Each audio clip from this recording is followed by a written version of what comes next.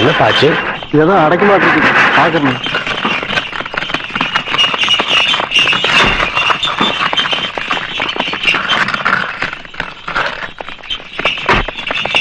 தம்பி கொஞ்சம் வண்டியை நிறுத்துங்க. இவ்வளவு பேர் வண்டியை கட்டிட்டு போறீங்களே, இந்த பக்கத்துல ஏதாவது திருவிழாவா? ஐயா, 20 வருஷத்துக்கு முன்னாடி 18 பட்டிக்கும் ஒரு தனி மனுஷருக்கு ஒரு பஞ்சாயத்து இருந்தது. அது தீர்ப்பாகாமலே நின்னு போச்சு. அந்த பழைய வழக்க இன்னைக்கு விசாரிச்சு தீர்ப்பு சொல்ல போறாங்க. அதை தெரிஞ்சுக்கத்தான் 18 பட்டி ஜனங்களும் இன்னைக்கு வண்டி கட்டி போயிட்டு இருக்கோம். ஆமா, அதை தீர்த்து வைக்க போறது யாரு? இது கூட தெரியாதுங்களா? பெரிய கவுண்டரோட மகன் சின்ன கவுண்டரு. டேய், விவரமா சொல்லுண்டா. சின்ன கவுண்டர் பரம்பரை இருக்குங்களே, பால்ல கலந்த சர்க்கரையும் மோர்ல கலந்த உப்பையும் பக்குவமா பிரிக்க தெரிஞ்ச பரம்பரை. அதுலயும் சின்ன கவுண்டர் இருக்காருங்களே, கடிகாரத்தை பார்க்காமலேயே மேல சுத்தி வர்ற சூரியனையும் விளைஞ்சு வர்ற பயிரையும் பார்த்து மணி சொல்றவரு. ஐயா, இவ்வளவு எதுக்குங்க? சித்த உங்களுக்கு நேரம் கிடைச்சதுன்னா அங்க வந்து பாருங்க. பஞ்சாயத்துல என்ன நடக்குதுன்னு தெரியும். சின்ன கவுண்டரை பத்தி அங்க தெரிஞ்சுக்குவீங்க. பாப்பாவா மகாலிங்கம், போர்ட்டுக்கு கொடுக்கிற முக்கியத்துவத்தை விட ஒரு தனி மனிதனுடைய பஞ்சாயத்துக்கு இவ்வளவு ஜனங்கள் முக்கியத்துவம் கொடுக்கறாங்கன்னா அதை நாம் பார்த்தாகணும்.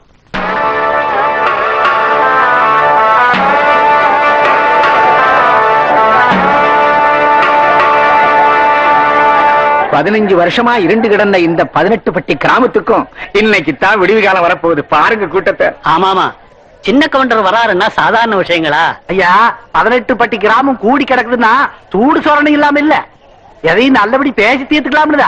ஆமா ஆமா, என்னைக்கு சக்கர கவுண்டர் அப்பாட்டிக்கு மரியாதை கொடுக்கல கோயில் எடுத்து பூட்டினாரோ அன்னைக்கே வெட்டு குத்துனா இருக்கும்ல. எவன்டாவ வெட்டு குத்து பத்தி பேசுறவன்? எதிரில நின்னு பேச யோகியதை இல்லாதவங்க எல்லாம் இப்ப எதிர்த்து பேச ஆரம்பிச்சிட்டீங்களா?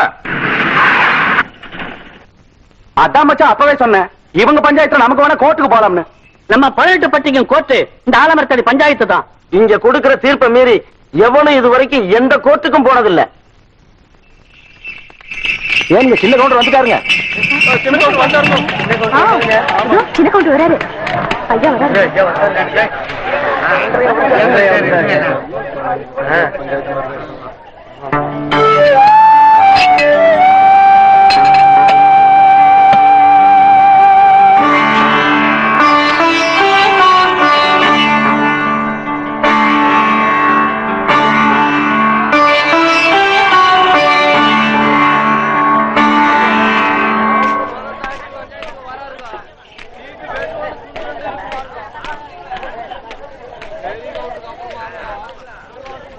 எல்லாருக்கும் வணக்கம்.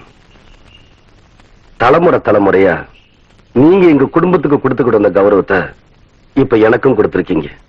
18 பட்டி ஜனங்களை என் மேல வச்சிருக்கிற மரியாதையும் நம்பிக்கையும் காப்பாத்துவேன்.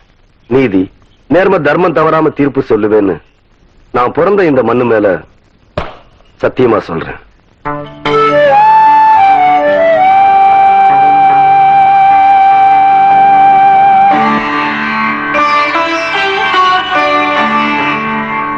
வழக்க ஆரம்பிக்கலாம். உங்களுக்கு தெரியாதுல்ல தம்பி, 15 வருஷத்துக்கு முன்னாடி பண்டிக்கார மாகாளியம்மன் கோயில் கட்டணும்னு சொல்லி உங்க அப்பார் தலைமையில கூடி முடிவெடுத்து ஒரு கோவிலையும் கட்டி முடிச்சோம். கோவில் கும்பாபிஷேகத்தன்னைக்கு கோவில் கட்டி இருக்கிற இடம் இந்த அம்மாவுக்குத்தான் சொந்தம்னு சொல்லி கும்பாபிஷேகத்தையே தடுத்து போட்டாரு உங்க மச்சான். கும்பாபிஷேகத்தன்னைக்கு சக்கர கவுண்டர் அந்த கோயிலையே பூட்டி போட்டு போயிட்டாரு தம்பி. ஏன் என்னன்னு கேட்டா, சங்கரபாண்டி வாத்தியாரு அந்த நிலத்தை இந்த நரசம்மா பேருக்கு கரையம் பண்ணி கொடுத்துட்டாருன்னு சொல்றாருங்க. ஆனா அது புறம்போக்கு தம்பியோ. யோ, அதாயா பிரச்சனையே. அது முடிவாக எப்படியா புறம்போக்குனாலும் சொல்லலாம். ஆனா அது உங்க நிலமாவே இருக்கட்டும். கோயில் கட்டி முடிச்சதுக்கு அப்புறம் சொந்தம் கொண்டாடுற தப்பு இல்லையா? இத பாருங்க தம்பி, பஞ்சாயத்துல நாங்க உங்களுக்கு நிலம் வாங்கி தரோம், அதை நீங்க வாங்கிக்கங்க. எங்களுக்கு எங்க நிலம் தான் வேணும். வேணா அந்த கட்டின கோயில தோண்டெடுத்து வேற இடத்துல வச்சுக்கோங்க. பசு பால் கொடுக்குங்கிறதுக்காக கும்புல கறந்தா பால் வராது, மடியில தான் கறக்கணும். அதே மாதிரி சாமி எல்லா இடத்துல இருந்தாலும் கும்பிடுறதுக்குன்னு ஒரு இடம் வேணும். அதுக்கு பேரு தான் கோயில். அதை தூக்கி வச்சு விளையாடுறதுக்கு மனுஷனுக்கு சக்தி கிடையாது. அதுல போய் நாம தகராறும் பண்ணக்கூடாது. நாங்க ஒண்ணு தகராறு பண்ண வரலையா?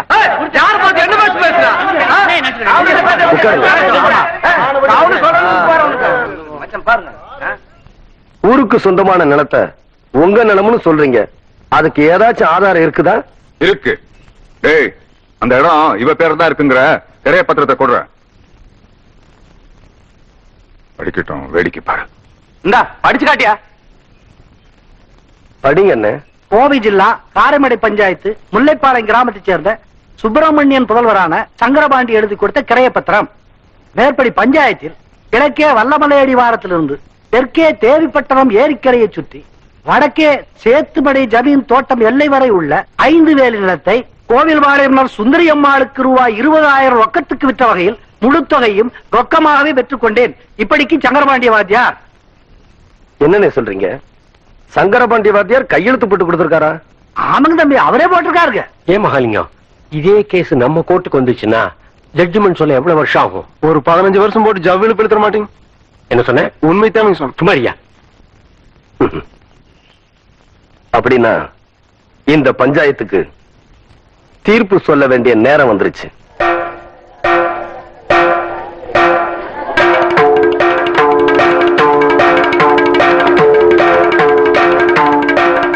ஆயிரத்தி 1936 வருஷம் சங்கரபாண்டி வாத்தியார் இறந்துட்டாருன்னு உங்க எல்லாருக்கும் தெரியும். 1927 வருஷம் இந்த பத்திரம் கரையம் பண்ணிருக்காங்க. இது முதல் தப்பு. சங்கரபாண்டி வாத்தியார்னா எல்லாரும் பள்ளிக்கூட வாத்தியார்னு தப்பா நினைச்சுக்கிட்டு இருக்கீங்க. ஆனா அவரு எழுத படிக்க தெரியாத சிலம்பம் கத்து கொடுக்கிற குஸ்தி வாத்தியார்னு நிறைய பேருக்கு தெரியறது இல்ல. எங்க அப்பா இறந்து போனப்போ ரிஜிஸ்டர் ஆபீஸ்ல வந்து அவர் கை நாட்டு போட்டாரே தவிர கையெழுத்து போடல. அதனால இந்த பத்திரம் பொய்யான பத்திரங்கிறது உண்மையாயிருச்சு. இது 2வது தப்பு. இந்த நிலம் நம்ம கோயிலுக்கு தான் சொந்தம். இந்த கோயில் நம்ம 18 பட்டிக்கு சொந்தம்னு தீர்ப்பு சொல்லி உங்ககிட்ட இருந்து நான் விடுதலை வாங்கிக்கிறேன். நீங்க நல்லா இருக்கணும்.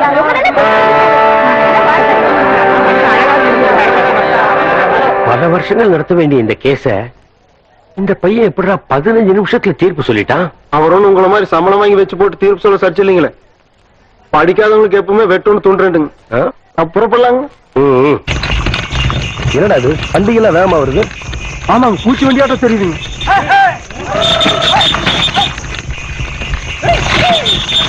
வண்டி வடக்கு திருப்பு. சரி.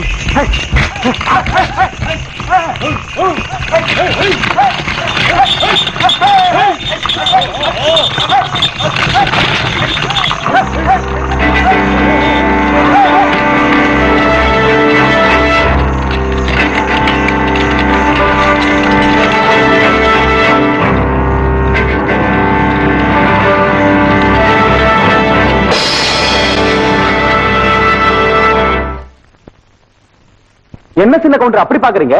அந்த பஞ்சாயத்துல சரியான தீர்ப்பு சொல்ல முடியாம தான் உங்க அப்பாரே தூக்குல தொங்கிட்டாரு. அப்படி இருக்கும்போது நீங்க சொன்ன தீர்ப்பு தப்புதான் எடுத்துக்காட்ட வேணாம்.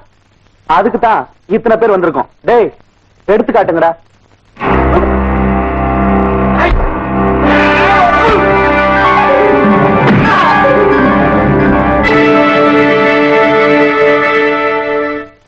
ஈசா,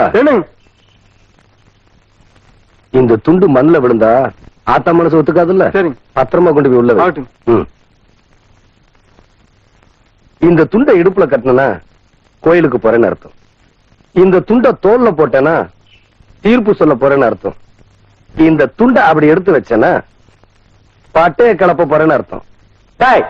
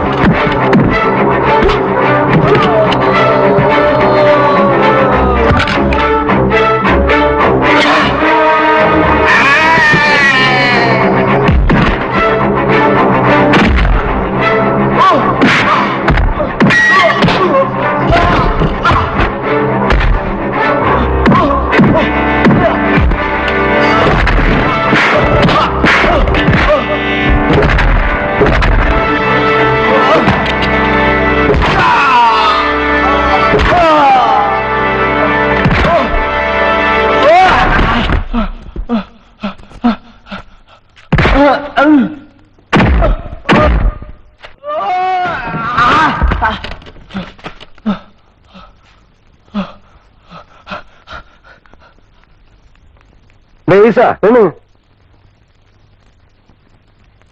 நல்லா சுத்தி பாரு, அடுக்களுக்கு இருந்துற போது ஆத்தா பார்த்தா திட்டி போடும்.